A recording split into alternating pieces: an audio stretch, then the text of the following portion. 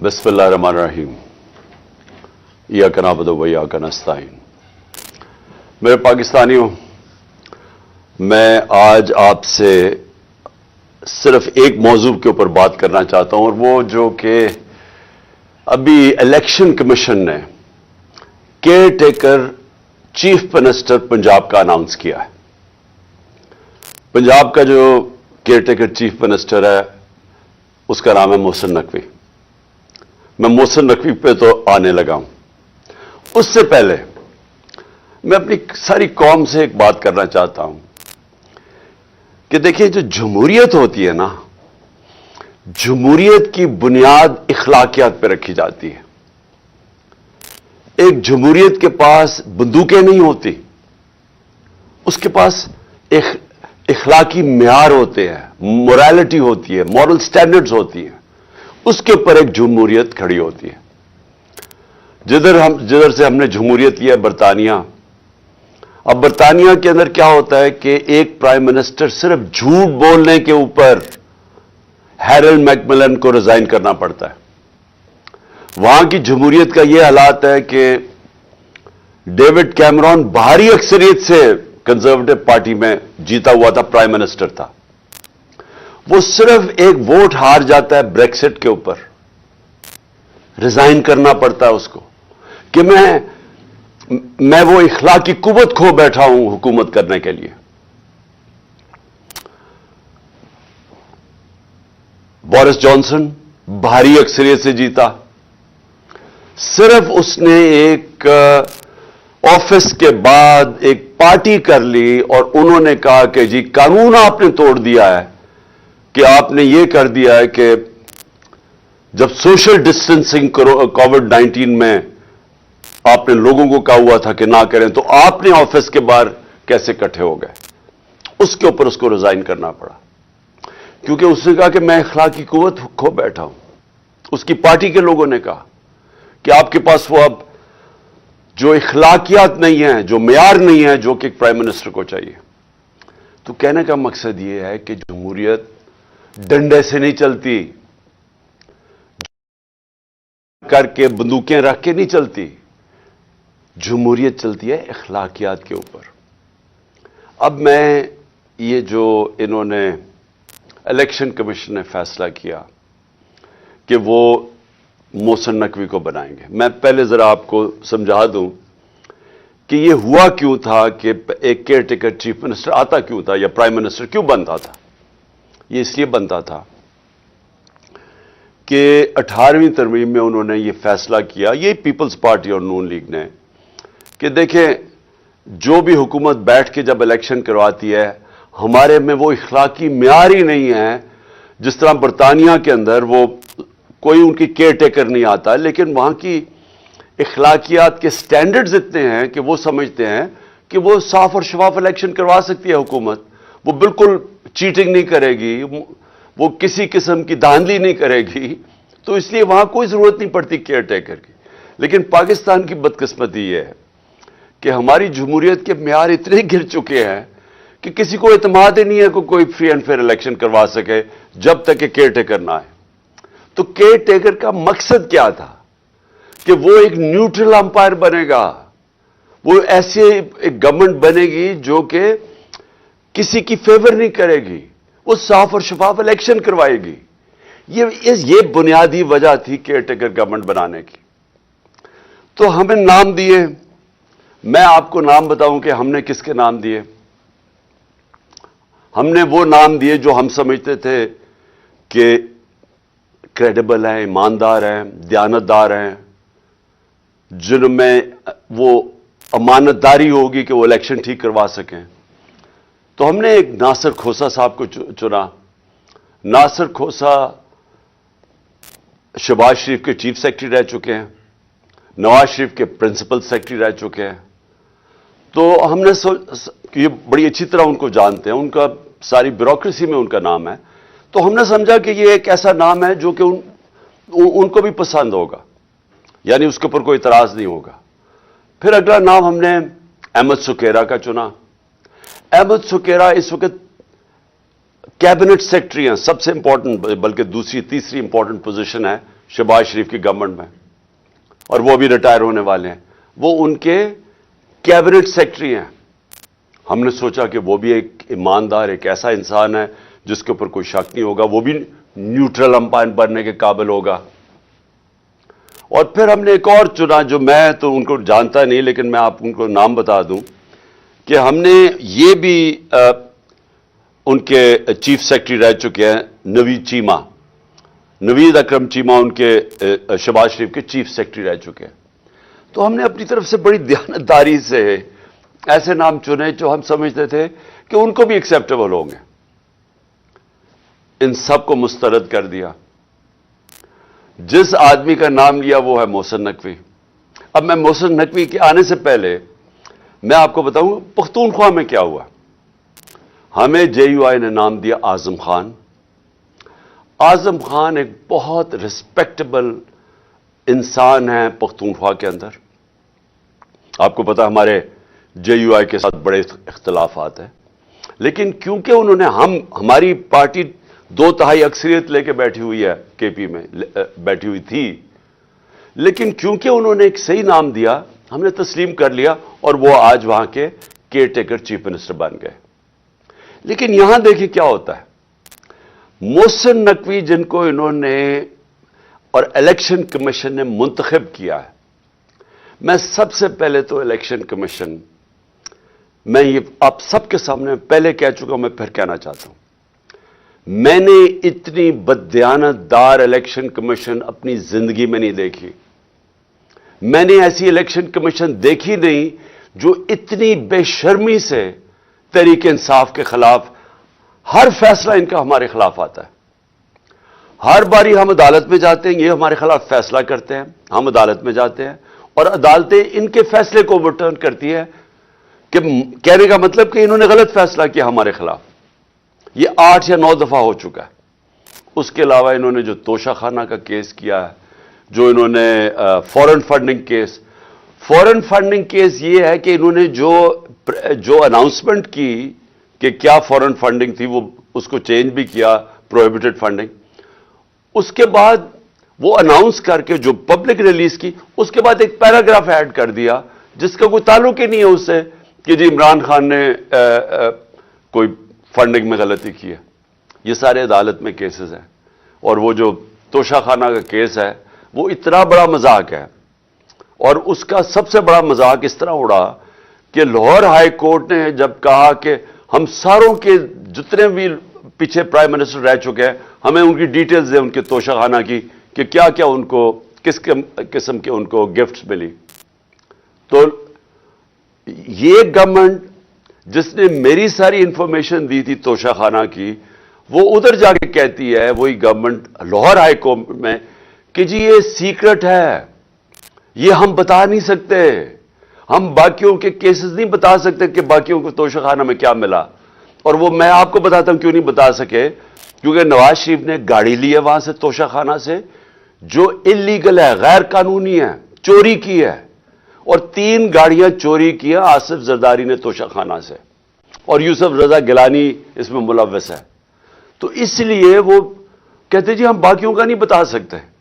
तो सिर्फ इमरान खान के लिए सीक्रेट नहीं है, बाकियों सब के लिए सीक्रेट। तो मैं सिर्फ बताना चाहता हूं कि ये इलेक्शन कमीशन जिस तरह की इसकी हरकतें हैं इस मुल्क में, हमने कभी ऐसी इलेक्शन कमीशन नहीं देखी।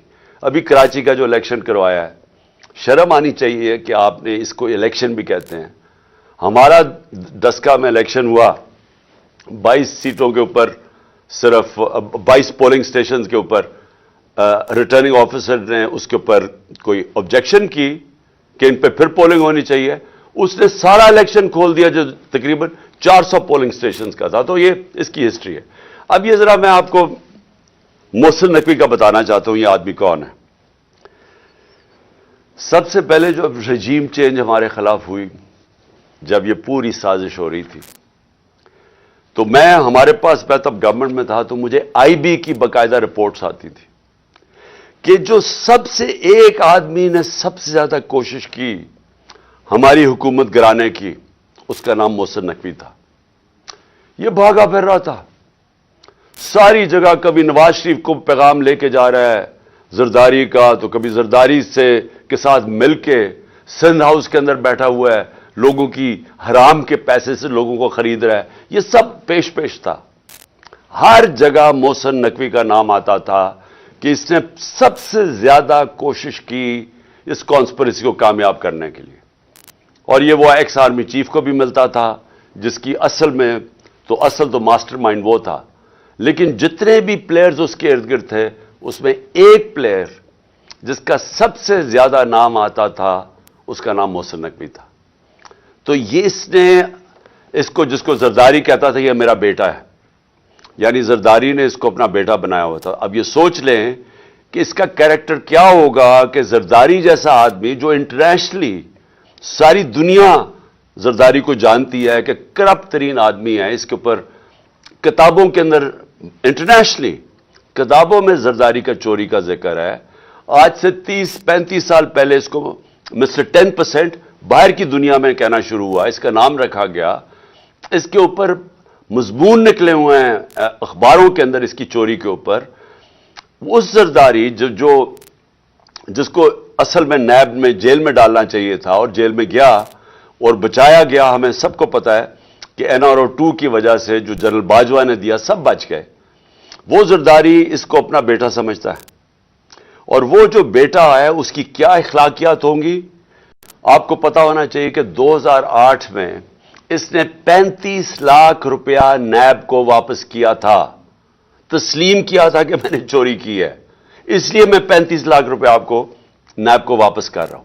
یہ وہ آدمی ہے، نہ اس کے اندر وہ اخلاقی معیار ہے، نہ اس کے اندر وہ غیر جانبدارانہ صلاحیت ہے جو کہ ایک کیئر ٹیکر میں آنا چاہیے. اور اس کے بعد اگر کسی کو کوئی شک ہے کہ یہ تحریک انصاف کا بدترین دشمن ہے، اس کی جو چینل 24 کبھی اٹھا کے دیکھ لیں، اس میں مسلسل تحریک انصاف کے خلاف پروپیگنڈا چلتا رہتا ہے. کوئی بھی جانتا ہے، صحافت میں سب جانتے ہیں کہ یہ ہمارا بدترین دشمن ہے، سیاست میں سب جانتے ہیں، اور ہمیں سارا پتہ ہے کہ رجیم چینج کے اندر جب ہماری حکومت گرانی تھی اس کا کتنا بڑا ہاتھ تھا. اب اس آدمی کو اگر انہوں نے بنایا ہے اس پنجاب کا کیئر ٹیکر چیف منسٹر، تو اس کا کیا مطلب ہے؟ اس کا مطلب یہ ہے کہ اس کے پیچھے وہ لوگ ہیں جنہوں نے کاٹا ڈالا ہوا ہے عمران خان کے اوپر، جنہوں نے فیصلہ کیا ہے کہ عمران خان اب کامیاب نہیں ہوگا.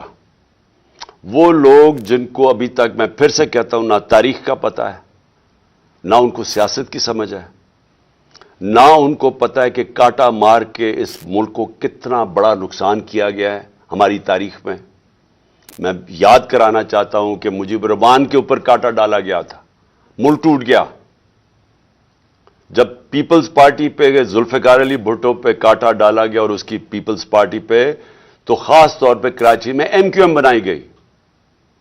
اس کا کراچی کے اوپر کتنا نقصان ہوا آپ اندازہ ہی نہیں لگا سکتے. کہ دبئی شاید اتنا اس وقت جب ابھر رہا تھا تو کراچی سے لوگوں نے جو انتشار ہوا تھا کراچی، انہوں نے دبئی میں جا کے کاروبار شروع کیے تھے. اور پھر وہی MQM کے اوپر جب کاٹا لگایا تو حقیقی بنا دی. پھر جو آج بلوچستان میں ابھی تک وہ آگ نہیں بجھی جو کہ نواب اکبر بگٹی کے اوپر کاٹا لگایا گیا. یہ جو سیاستدانوں کے اوپر کاٹا لگایا جاتا ہے، یہ ملک نے بڑی بھاری قیمت ادا کی ہے. اور یہ بند کمروں میں جن لوگوں کو سمجھ نہیں ہے وہ جب لگاتے ہیں تو یہ ملک نقصان اس کا اٹھاتا ہے. اب عمران خان کے اوپر فیصلہ ہو گیا کاٹا لگانا. کاٹا لگانے کا یہ سامنے اب آ گیا محسن نقوی. محسن نقوی نے اب کرنا کیا ہے، یہ میں ابھی آپ کے سامنے پیشن گوئی کر رہا ہوں، کیونکہ یہ اتنے بیوقوف لوگ ہیں جو یہ کرتے ہیں کہ ان کو یہ نہیں پتا کہ ساروں کو ان کے پلان کا پتہ چل جاتا ہے پہلے سے کہ یہ کیا کرنے جا رہے ہیں. یہ کیا کرنے جا رہے ہیں، یہ پہلے یہ اب آ گیا محسن نقوی. یہ اب وہ سارے وہ لوگوں کو لے کے آئے گا، پولیس والوں کو اور بیوروکریٹس کو جو ہمارے سخت مخالف ہیں. جن لوگوں کو یہاں پاور دی جائے گی بیوروکریسی میں اور پولیس میں جن کا 1 پوائنٹ ایجنڈا ہوگا کہ تحریک انصاف کو اب کیسے دبا رہا ہے. سارا پولنگ سٹیشن الیکشن کا سٹاف ہوگا, وہ چن چن کے لگایا جائے گا کہ دھاندلی کیسے دھاندلی کر کے تحریک انصاف کو ہرانا ہے. ان کو خوف آیا ہوا ہے, پتہ ہے ان کو کہ اس وقت تحریک انصاف کی مقبولیت پاکستان میں کیا ہے, اور ان کو پتہ ہے کہ یہ الیکشن کے ذریعے اب ہمیں ہرا نہیں سکتے, اس لیے الیکشن کروانا نہیں چاہتے, الیکشن کو ڈیلے کرتے رہیں گے. اور کوشش ان کی اب تک یہی رہی ہے کہ کسی نہ کسی طرح اس کو ڈیلے کریں. لیکن اگر جب بھی الیکشن ہوگا تو انہوں نے, جب سارے امپائر بھی اپنے ہوں گے, سٹاف بھی اپنا ہوگا, ہر چیز الیکشن کمیشن تو پہلے ان کی ہے, تو جب یہ پورا جب تک جیت نہیں سکیں گے یہ الیکشن نہیں ہونے دیں گے. اور کیسز ہوں گے, عمران خان کو ڈسکوالیفائی کرو, اس کو جیل میں ڈالو, پی ٹی آئی کے لوگوں کو جو لیڈرز ہیں ان کے اوپر کیسز کرو, ان کو الجھا دو, ورکرز کو پکڑو اندر ڈالو, ایف آئی آر کرو. یہ بالکل جو زرداری کا جو فارمولا سندھ کے اوپر جو کنٹرول کر کے بیٹھا ہوا ہے وہ ایسے ہی ہے. کوئی اس کی زرداری کی پبلک میں, یہ ڈرتا ہے پبلک میں جاتے ہوئے. اس کی پیپلز پارٹی کی یہ مقبولیت ہے کہ سیلاب کے دنوں میں لوگوں کے سامنے نہیں نکل سکتے تھے اور ابھی بھی نہیں نکل سکتے. لیکن ان کا کام یہ ہے کہ پیسہ چلاؤ, خوف, ہراساں, ایف آئی آر, ونڈو سے لوگوں کو ڈراؤ, اور پھر کھل کے دھاندلی کرو, اور کوئی ان کو پوچھنے والا نہیں کیونکہ الیکشن کمیشنر ان کے اپنے لوگ بیٹھے ہوئے ہیں. تو یہ بھی اب کراچی کا جو جس طرح کا الیکشن کروایا گیا, یہ ان کی کوشش ہے کہ یہ اب سب کچھ کنٹرول کر کے اپنا الیکشن کروائیں گے. میں ویسے آپ کو بتا دوں, ہم نے پوری اپنی کوشش کی. ہم نے یہ کوشش کی کہ ہمارا ملک مشکل, جب ہماری گورنمنٹ گرائی گئی تو ہم نے کوشش کی کہ ہم ہر طرح اپنے ملک میں انتشار نہ ہونے دیں. ہم نے آئین کے بیچ پہ رہ کے سب کچھ کیا. ہم نے آئین کے بیچ پہ رہ کے اپنی ساری جتنے جلسے جلوس کیے, ہمارے کوئی 65 سے زیادہ جلسے میں نے کیے, اور پاکستان کی تاریخ میں سب سے بڑے جلسے ہوئے. پرامن رہے, کبھی اتنی بڑی پبلک نہیں نکلی, لیکن ہم نے کسی قسم کا انتشار نہیں ہونے دیا. 2 دفعہ ہم نے مارچز کی, لانگ مارچ. ایک دفعہ 25 مئی کو انہوں نے ہمارے اوپر شدید ظلم کیا, اور ہمیں ہے کہ اب خوف ہے کہ ابھی وہی لوگوں کو جنہوں نے ظلم کیا تھا ان کو پھر واپس پنجاب میں لے کے آئیں گے. انہوں نے ہمارے پہ ظلم کیا, انتشار کیا, اور اگر میں 26 کی صبح کو لانگ مارچ نہ ختم کرتا تو ہم سب کو پتا تھا کہ خون خرابہ ہوگا. اس کی وجہ سے ہم پیچھے ہٹ گئے. پھر ہم 26 نومبر کو نکلے, جب ہم پنڈی میں گئے, لاکھوں لوگ تھے. اب صرف اور صرف یہ کرنا تھا کہ ہم اسلام آباد کی طرف نکل جاتے تو انتشار شروع ہو جانا تھا. گورنمنٹ سنبھال ہی نہیں سکتی تھی اتنی پبلک کو. لیکن ہم نے فیصلہ کیا کہ ہم صرف اپنے آئین اور قانون کے بیچ میں رہیں گے, کوئی انتشار نہ پاکستان میں پھیلے. اس کے بعد اپنی گورنمنٹس ہم نے گرائی. یہ کبھی بھی نہیں, مجھے بتائیں کوئی پاکستان کی تاریخ میں کسی نے اپنی گورنمنٹس گرائی ہوں؟ یعنی آپ 60% پاکستان میں پاور میں بیٹھے ہوں اور آپ فیصلہ کریں ہم گرائیں. کیوں گرائی ہم نے؟ کیونکہ میرا یہ ایمان ہے, میری ساری عقل مجھے بتا رہی ہے کہ اگر اس ملک میں صاف اور شفاف الیکشن نہ ہوئے, یہ ملک ادھر جا رہا ہے جو ہم سب کے ہاتھ سے نکل جائے گا. مجھے خوف یہ ہے کہ یہ سری لنکا کی طرح یہاں سڑکوں پر انتشار ہوگا. بالکل اس طرف پاکستان جا رہا ہے. کبھی پاکستان کی تاریخ میں ایسی معاشی حالات نہیں تھے جو آج ہیں. اور معاشی حالات کیوں ہیں؟ کیونکہ ان چوروں کو اوپر بٹھا دیا جو 30 سال سے اس ملک کو لوٹ رہے تھے. ان کے 30 سالوں میں پہلے ہندوستان آگے نکلا پاکستان سے, پھر بنگلہ دیش نکلا. تو ان کے پاس تو کبھی بھی وہ صلاحیت نہیں تھی جن لوگوں نے ملک کو پہلے معیشت تباہ کی ہو. کیونکہ بینکرپٹ تھا پاکستان 2018 میں جب ہماری حکومت آئی ہے. ادھر سے ہم نے اٹھائی حکومت, اور انہوں نے آتے ساتھ ہی اپنے کیسز معاف کروائے. اربوں روپے کے کرپشن کیسز معاف گورنمنٹ نیچے لے آئے. آج ہمارا ملک ادھر کھڑا ہے جدھر پاکستان کی تاریخ میں کبھی اتنے مشکل معاشی حالات نہیں تو جو آج پاکستانیوں کے ہیں.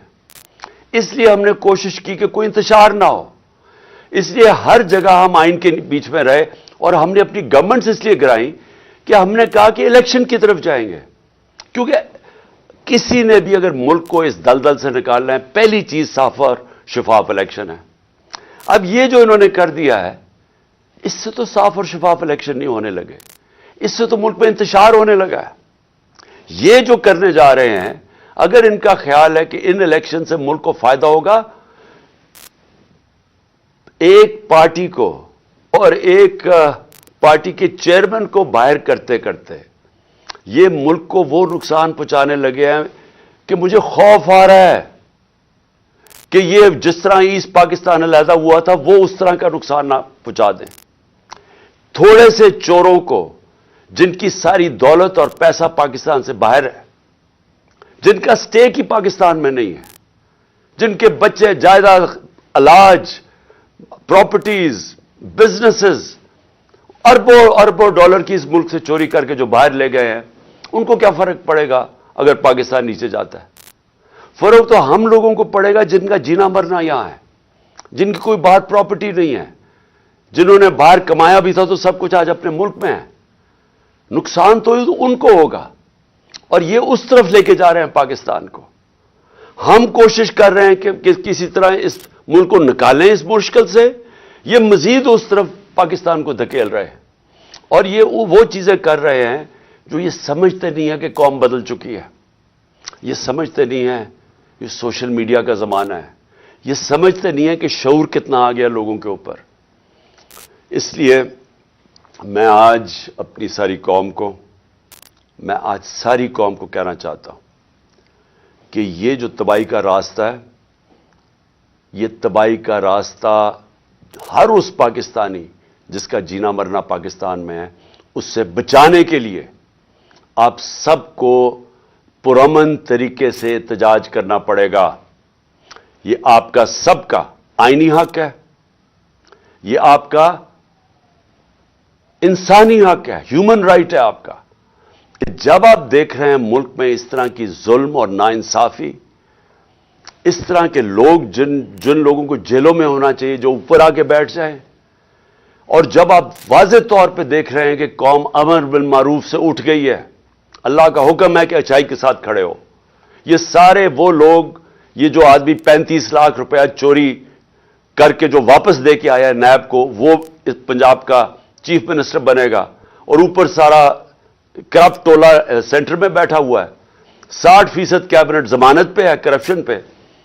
اگر ہم اپنی آواز اپنی بلند کریں گے تو ہمارے لیے آگے مزید اور مشکلات آ رہی ہیں سامنے.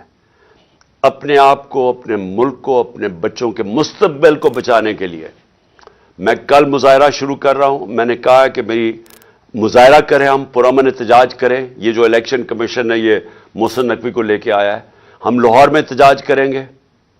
اس کے بعد اگلے دن پنڈی میں احتجاج ہوگا بدھ کو. اس کے بعد ہم فیصل آباد میں احتجاج کریں گے، ہم ملتان میں احتجاج کریں گے. ہمارے ہر روز پاکستان کے مختلف شہروں میں احتجاج شروع ہوں گے. ہم بالکل اس آدمی کو تسلیم نہیں کرتے. ہم بالکل اس الیکشن کمیشن کو، جس نے اس طرح کے آدمی کو لے کے آئے ہیں، ہم الیکشن کمیشن کو ہم سمجھتے ہیں کہ ان سے زیادہ اس ملک کو نقصان کسی نے نہیں پہنچایا جو الیکشن کمیشن پہنچا رہی ہے، اور اس کو چیف منسٹر بنا کے اس سے بھی بڑا نقصان پہنچایا ہے. ہم عدالت میں بھی جا رہے ہیں. ہم سب سے پہلے تو عدالت میں جا کے پوچھیں گے کہ جب گورنر کے واضح طور پہ گورنر کو جب آئین کہتا ہے کہ جیسے ہی آپ جیسی ایک حکومت مستعفی ہوتی ہے، جیسے ہی ہماری اسمبلیز ہم نے ڈیزالو کی تو 48 گھنٹے کے اندر اس کو ڈیٹ دینی پڑتی ہے کہ کس دن الیکشن ہوگا. ابھی تک نہ گورنر پنجاب نے ڈیٹ دی ہے، نہ گورنر پختونخوا نے ڈیٹ دی ہے الیکشن کی. الیکشن ہونا چاہیے رمضان سے پہلے، اور ہم اب عدالت میں جائیں گے اس چیز کے اوپر بھی کہ ہمیں ڈیٹ چاہیے الیکشن کی. کیونکہ یہ آئین واضح ہے، 90 دن کے اندر الیکشن ہونا چاہیے جب اسمبلیز ڈیزالو ہوتی ہیں، ابھی تک کیوں نہیں ہوئی؟ تو ہم اس کے لیے عدالت میں جا رہے ہیں، اور ہم یہ محسن نقوی کی اپوائنٹمنٹ کے اوپر بھی عدالت میں جا رہے ہیں کہ اگر الیکشن کمیشن نے اسی طرح کا آدمی اپوائنٹ کرنا تھا تو کدھر گئی کہ غیر جانبدار چیف منسٹر ہونا چاہیے تھا کیئر ٹیکر گورنمنٹ کا، اور اس کی بالکل انہوں نے خلاف ورزی کی ہے۔ یہ وہی ایک ایجنڈا چلا آ رہا ہے کہ کسی طرح ریڈ لائن ڈرا کر کے تو کسی طرح عمران خان اور طریق انصاف کو ہٹایا جائے، اور تاکہ کسی نہ کسی طرح یہ چور ایک کراچی کی طرح دھاندلی کر کے پھر سے اس ملک پر مسلط ہو جائے۔ میں پھر سے آپ سب کو دعوت دیتا ہوں، میں آپ کو اس لیے دعوت دے رہا ہوں کہ آپ نے اپنے مستقبل کے لیے نکلنا ہے، یہ بہت ضروری ہے آپ کے لیے۔ اس طرح کے لوگ آپ کے اوپر مسلط ہو گئے، یا ملک میں الیکشن سے کوئی فائدہ نہیں بلکہ اب نقصان ہونے جا رہا ہے، اور آپ کو نکلنا چاہیے اس لیے کہ اگر ہم یہ تسلیم کر جاتے ہیں، یہ ناانصافی، ہم ایک ایسے آدمی کو تسلیم کر جاتے ہیں جو ایجنڈا کے اوپر آیا ہوا ہے، جو آصف زرداری خود کہتا ہے میرا بیٹا ہے، یہ اس کا بیٹا، اور یہ پی ڈی ایم کے ساتھ مل کے جس نے ہماری حکومت سازش کر کے گرائی تھی، اگر یہ آ کے بیٹھ جاتا ہے اور ہم چپ کر کے تسلیم کر لیتے ہیں تو ہمارے میں اور بھیڑ بکریوں میں کوئی فرق نہیں ہوگا۔ اس لیے آپ سب نے نکلنا ہے کل سے میں انشاءاللہ لاہور نکلیں گے، اور پھر سے میں کہہ رہا ہوں پرسوں ہم پنڈی میں نکلیں گے۔ پاکستان زندہ باد۔